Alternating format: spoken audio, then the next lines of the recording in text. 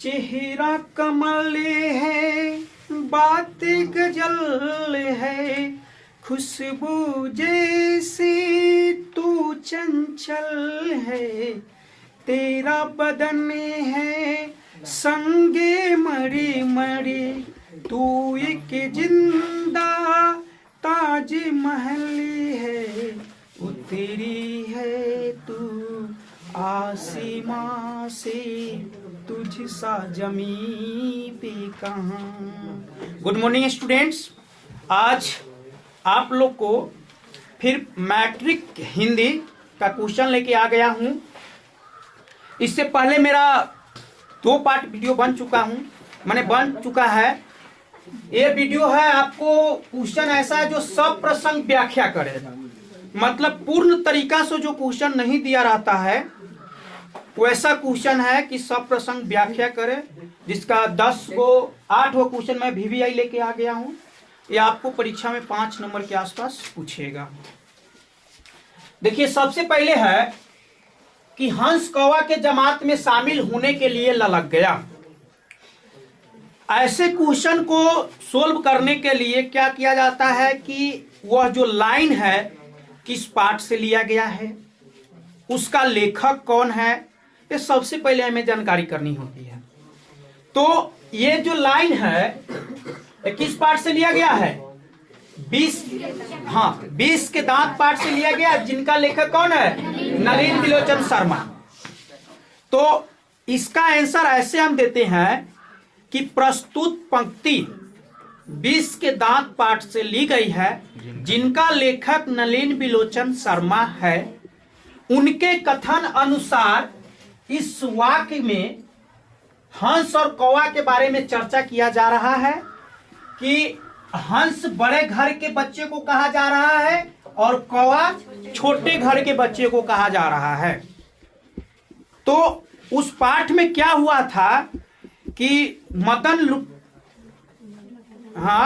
लड्डू नचा रहा था, तो मैंने कि लट्टू नचा रहा था, तो खोखा के पास, कासू के पास अपार खिलौना होने के बावजूद भी वो तुच्छ खिलौने के लिए क्या हुआ? ललक गया था। उनका भी अभिलाषा हुआ कि हम इस खिलौने से खेलें।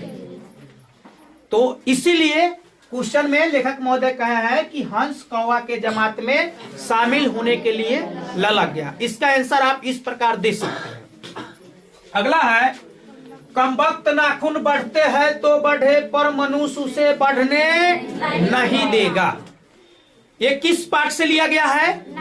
नाखून क्यों बढ़ते हैं पाठ से लिया गया है, जिनका लेखक कौन है?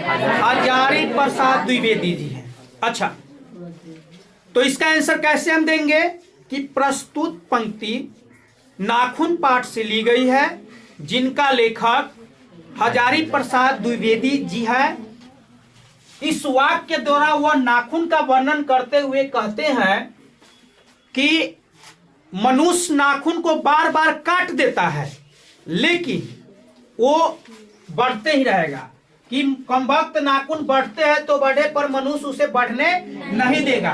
कमबख्त इसलिए कहा गया है कि निर्लज भी कहा गया है, अपराधी भी कहा गया है इस पाठ में नाखून को। तो कमबख्त नाखून बढ़ते हैं तो बढ़े, पर मनुष्य उसे बढ़ने नहीं देगा।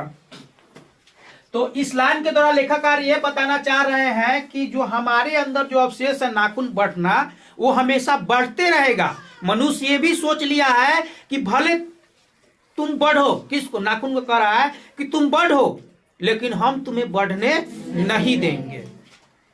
आगे है क्वेश्चन, यदि मैं न मारता तो शायद वह न जाता। यदि मैं न मारता तो शायद वह न जाता। ये किस पाठ से लिया गया है? बहादुर पाठ से, जिनका लेखक कौन है? अमरकांत, जिनका लेखक अमरकांत है। और इस वाक्य के द्वारा किसके बारे में चर्चा किया जा रहा है? बहादुर के बारे में चर्चा किए जा रहा है कि उसके घर में सब तो बहादुर को मारता ही था। लेखक महोदय जिस दिन उसको मार दिए, उस दिन वो उनके घर छोड़कर चला गया। तो एक अपने इस लाइन के द्वारा माने प्रस्तुत पंक्ति बहादुर पाठ से ली गई है, जिनका लेखक नलिन त्रिलोचन अमरकांत जी है। और वह इस लाइन के द्वारा अपने आप में एक लघुता, एक अफसोस की भावना जाहिर कर रहे हैं। अफसोस की भावना कि यदि मैं ना मारता तो शायद वह नहीं जाता। मतलब इसका अर्थ होता है सबका कि कहीं से कोई लाइन उठा लेगा, आपको उसका आंसर देना है, तो ये जानना पड़ेगा। तो है तो किताब में बहुत, लेकिन हम 8 वो VVI किए हैं, ये आपको रटना है। और जिस प्रकार से हम कह रहे हैं कि समझिए, देखिए क्वेश्चन याद करना नहीं, हिंदी है चाहे सोशल साइंस है, ये सब क्वेश्चन संस्कृत है, याद करने की चीज नहीं होती लघुत्तरी, है समझने की चीज होती है। और परीक्षा में क्या लिखा रहता है, विद्यार्थी यथासंभव अपने शब्दों में उत्तर दे। हम जोन प्रकार से समझेंगे उस प्रकार से अपना आंसर लिखेंगे। क्या देखिए अगला है, उसी पाठ से है, उसकी हंसी बड़ी कोमल और मीठी जैसे फूल की पंखुड़ियां बिखर रही थी। ये बात सच है, ये बात सच है। एक छोट बच्चा रहता है तो हंसता है, खेलता है तो बहुत अच्छा लगता है, एकदम जैसे कि कोई फूल अभी भी खिला है तो दिखने में कितना अच्छा लगता है, बहुत अच्छा लगता है, अगर बालक सुंदर भी होता। तो यहाँ पे इस लाइन के द्वारा, हाँ लेखक कौन है, अमरकांत जी।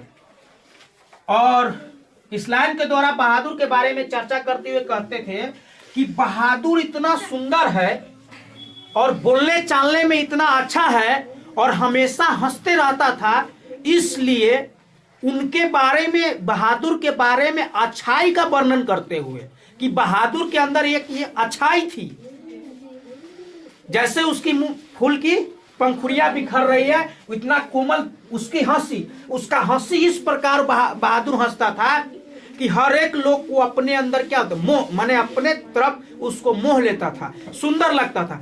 देखिएगा एक बात हम आपको बता देते, कोई व्यक्ति ऐसा होगा जो हंसेगा ना तो आप डर जाइएगा, हाँ उसका मुंह देख के डर जाइएगा, लेकिन जब बड़े होगा तब। लेकिन जब बच्चा कोई छोट रहेगा ना तो उसका हंसी बड़ा कोमल नजर आता है, हंसेगा, कुछ कुछ गलतियां करेगा, कुछ कुछ ऐसे ऐसे प्रश्न करेगा बच्चे सब, जो बहुत अच्छा लगता है। तो यहाँ पे लेखक महोदय बहादुर का वर्णन करते हुए कहते हैं कि उसकी हंसी बड़ी कोमल और मीठी थी जैसे फूल की पंखुड़ियां बिखर रही है। आगे देखिए अगला क्वेश्चन है, राम नाम बिनु और अझूरे मरे। हाँ, अझूरे का अर्थ होता है ओझरा जाना, ओझरा जाना। देखिए अभी हंसी नहीं बुआ जी, देखिए समझा, ऐसे अगर नहीं समझाएंगे तो आपको समझ में नहीं आएगा। अझुराने का मतलब है ये नहीं है कि आप रास्ता उषा से ओझरा गए हैं। हम लोग जीवन, एक सेकेंड, को कहावत है कि जिंदगी मिली है किसी के, माने कि किसी के साथ टाइम बिताने के लिए, लेकिन वक्त गुजर रहा है कागज के नोट कमाने के लिए, होता है ना।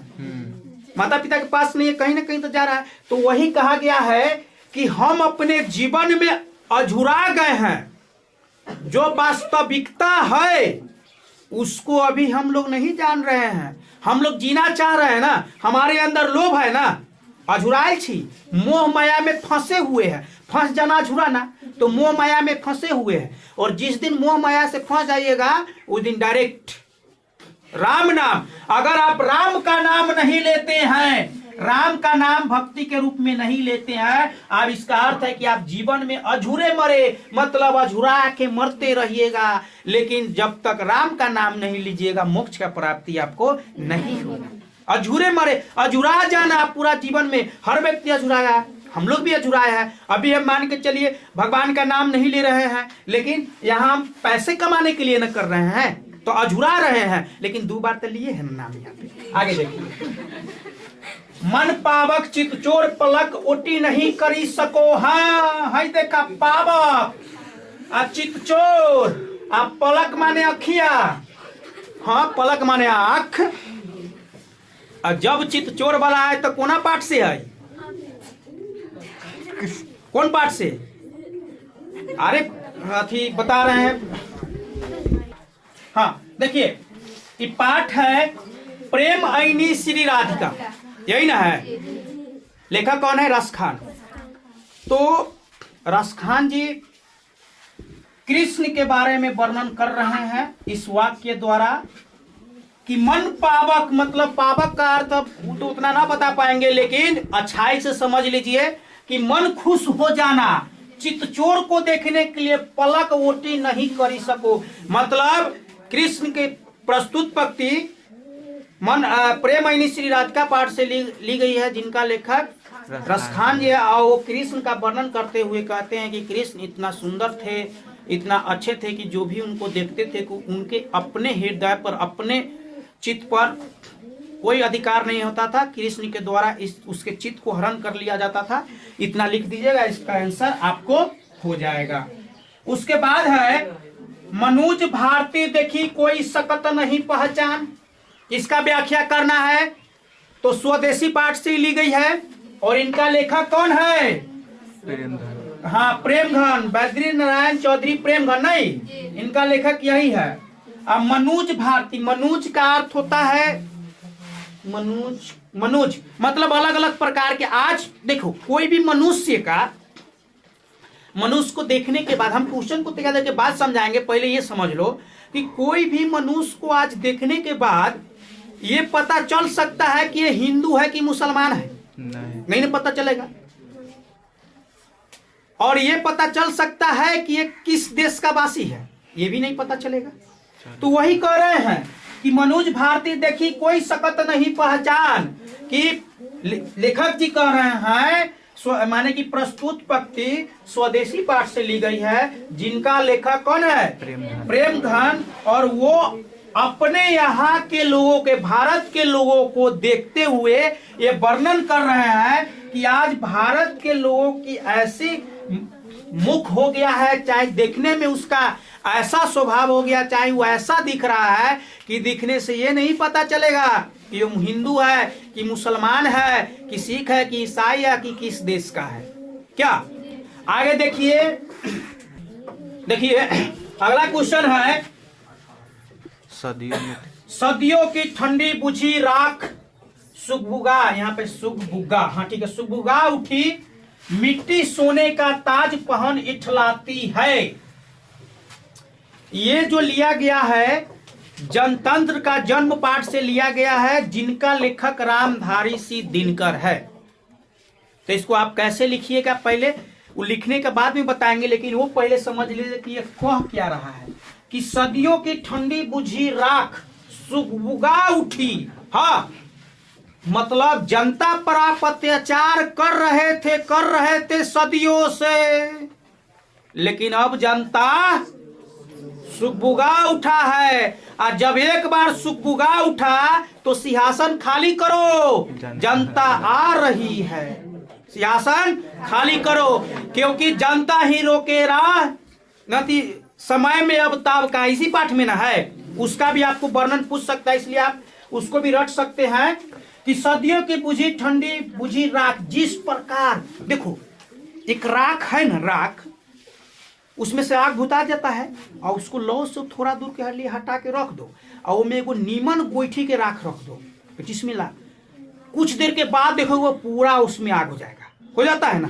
वही बतवा यहाँ कर रहा है, लेकिन आपको वो राख नहीं लिखना है। सदियों की ठंडी बुझी राख सुगबुगा उठी मिट्टी सोने का ताज पहन इठलाती है। मतलब आप जो प्रस्तुत पंक्ति जनतंत्र का जन्म पाठ से लिया गया, जिनका लेखक है रामधारी सिंह दिनकर, और इस लाइन के द्वारा उन बड़े बड़े नेताओं के ओर संदेश दे रहे हैं कि अब आप अपना उसका सिंहासन खाली कर दीजिए, क्योंकि जो आप सदियों से अत्याचार करते आ रहे हैं अब जनता बात नहीं मानेगी। वह सुगबुगा उठी, और जब एक बार सुगबुगा गया तो बड़े बड़े नींव को हिला के रख देता है।